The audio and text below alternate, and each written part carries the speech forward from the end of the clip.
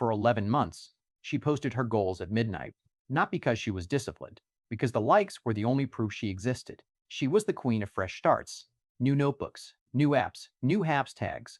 Every Monday, a resurrection. Every Thursday, a quiet funeral. Then one night, flipping through an old journal, she found the same sentence written 11 times.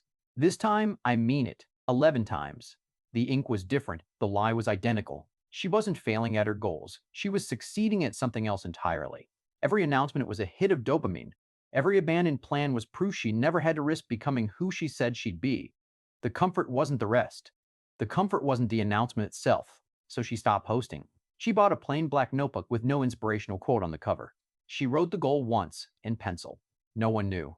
Week 3, her hands stopped shaking when she passed the phone. Week 5, she trained without filming it. The silence was heavier than the applause ever was, and it stuck. She started leaving the phone in another room.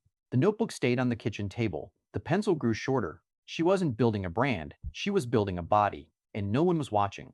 On day 47, she signed up for the competition she had talked about for 3 years.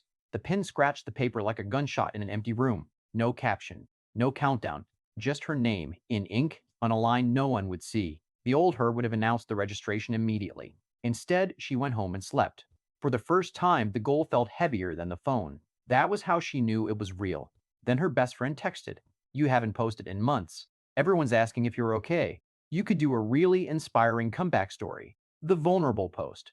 It would blow up. The old identity didn't scream, it whispered. And it knew her password. She stared at the screen for 7 minutes. Then she opened the notebook, turned to the pencil page, and wrote one word, "No." She set the phone face down. The version of her that everyone liked needed an audience. The version she was becoming needed the work. She didn't become an inspiration. She became invisible.